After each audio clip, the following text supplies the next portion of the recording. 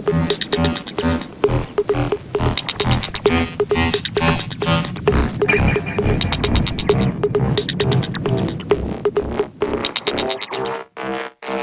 minha ideia é muito mais falar sobre a minha pesquisa do mestrado, que foi uma pesquisa que buscou essencialmente falar sobre o corpo monstruoso, sobre qual é o espaço do corpo deformado, bizarro, estranho, ilegítimo, inumano na nossa cultura.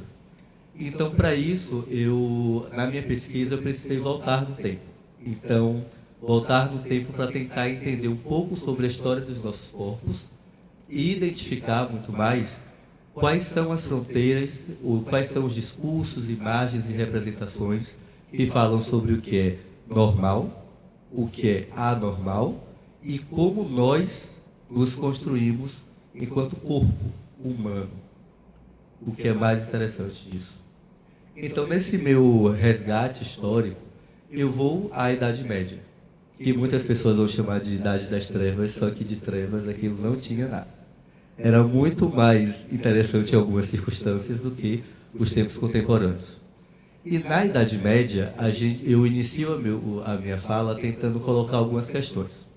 A primeira é que o conjunto de discursos hegemônicos da época colocavam o corpo humano como um corpo que era uma cópia fiel de Deus, o Criador.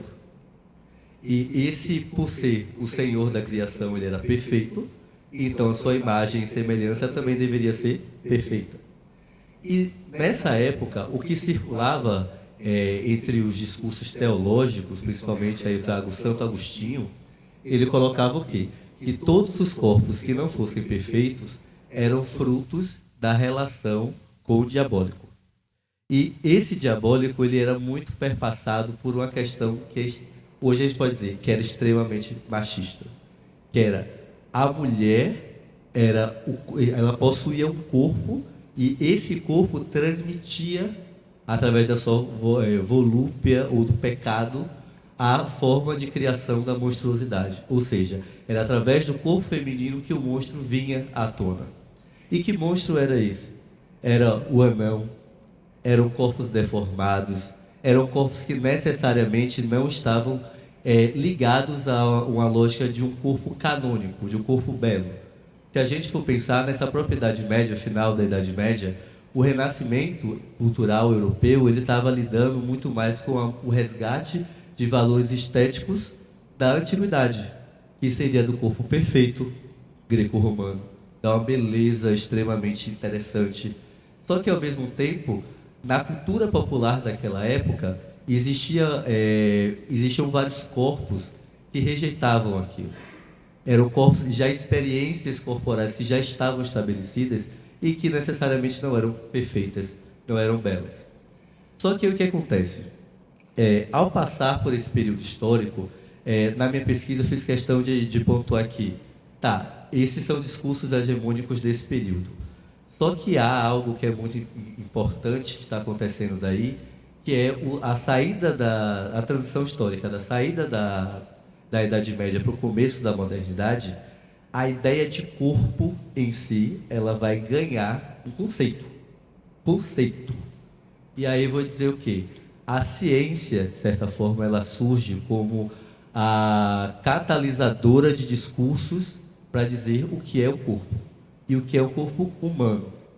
E ao falar o que é o corpo humano, de certa forma, o próprio antropocentrismo coloca o humano no centro de tudo, mata Deus, para usar aquela coisa do Nietzsche, Deus morre, e aí agora é o humano que pode, de certa forma, falar de si. Só que esse falar de si vai estar fadado, de certa forma, a colocar uma forma ao corpo. É uma forma muito bem delimitada. O que é um corpo humano? É um corpo que tem uma cabeça, tem 2 pernas, 2 braços e um tronco. Só que nós sabemos que há variações estéticas disso. E essas variações estéticas, elas são a todo momento colocadas em outro território, que não é o território humano. Pelo contrário, é o território da monstruosidade. Então, a ideia geral da pesquisa era exatamente tentar entender isso. Por que conformamos uma imagem do que é humano, como isso foi acontecendo no decorrer da história. E aí o que acontece? É muito claro, pelo menos ficou muito claro na minha pesquisa, que a gente só consegue pensar e falar sobre corpo a partir de todas as tecnologias de poder que viabilizaram a própria ideia de corpo. E são tecnologias que, se a gente pensar de forma na modernidade, a gente pode traduzir em instituições. Eu poderia colocar aqui, por exemplo, o manicômio é uma tecnologia que vai construir a própria ideia do que é louco e o que é loucura. A terapia, muitas vezes, fez com que construísse o que era o homossexual, que foi cada vez mais buscado para ser curado. Assim como a medicina, que foi, entre aspas, cuidar do corpo da mulher, vigiar. Então, assim, todas essas tecnologias modernas, elas, de certa forma, estavam ligadas à ideia de poder, mas muito mais para disciplinar o corpo. E cada vez mais esse processo de disciplinamento da carne, que é o que eu falo no meu livro, esse disciplinamento ele está muito ligado ao conceito de normal, a ideia de normalidade. A normalidade ele é um conceito moderno e é um conceito que vai estar muito ligado realmente a uma perspectiva ou então a imagem do corpo muito bem definida. E todas as variações vão ser anormais. Só que aí o que acontece? Eu busquei tentar colocar cada vez mais a perspectiva do anormal. Porque falar da normalidade, ela, entre aspas, se torna muito mais fácil, já que você já tem todo o caminho pré-definido por esses discursos que eu coloquei aqui, que é o discurso médico, é o discurso muitas vezes também jurídico, para dizer o que é humano, o que não é humano, por aí vai. Só que eu fui buscar uma outra história. E nessa minha outra história, eu fui buscar desses corpos que são realmente vistos como inumanos, que são monstruosos. E a modernidade, por exemplo, ela conseguiu criar espaços para a vivência desses corpos. E aí eu ressalto qual o momento. É o momento em que a arte também termina meio que se calando para essas experiências corporais visuais. E esses corpos eles vão ser muito mais visibilizados em feiras livres, na Europa moderna, e também nos circos. Que aí surge, então, o fenômeno do freak show. O freak, esse corpo estranho, sendo colocado como um corpo que é extremamente ímpar e que, em várias circunstâncias, é visibilizado como animal. O que era vendido nesses freak shows? A experiência de corpos que necessariamente você poderia nunca mais ver. Você não veria mais os homens elefantes, as mulheres girafas, os meninos macacos. E o que acontece é que na Europa eclodiu no século XVIII, e isso também apareceu de uma forma muito forte no século XIX, essa experiência visual de olhar corpos bizarros, corpos estranhos. E esse fenômeno está muito associado ao que a gente chama de uma cultura de massa. Essa cultura hoje, que está muito bem estabelecida, que a gente tem como cultura de massa, ela surge lá na Europa do século XIX, muito mais com essa perspectiva das feiras livres e do circo. E no circo é o que muitas pessoas vão chamar de circo de horror. As pessoas iam lá para ver aquilo que poderia causar horror, pavor, medo, nojo. Só que essas sensações que podem parecer muito contraditórias, que as pessoas tentam se afastar, para aquele período era interessante, entre muitas aspas, porque o que estava sendo colocado ali era muito mais: vá ver aquilo que você não é. Vá ver aquele objeto de museu. É tanto que muitos museus, principalmente os etnográficos, eles surgiram para falar sobre o corpo humano e para demonstrar as variações que não são humanas. Então, o que acontece? A pesquisa ela vai colocando nesse conjunto de discursos que, no decorrer da história, eu fui identificando, e o que ficou muito claro para mim era: o corpo é um pedaço de carne. Para mim é um ponto. E esse pedaço de carne, para que ele possa passar pelo processo de humanização, ele precisa ser cada vez mais violentado.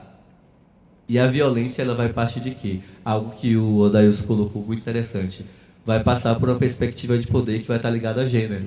É dizer, não há um corpo fora da cultura, fora da linguagem. E esse corpo, para existir, ele vai ter que passar por um processo de violência. Para ser humanizado, tem que dizer se é homem ou mulher, menino ou menina, se é humano e se não é. E esse outro, ele vai ser sempre negado.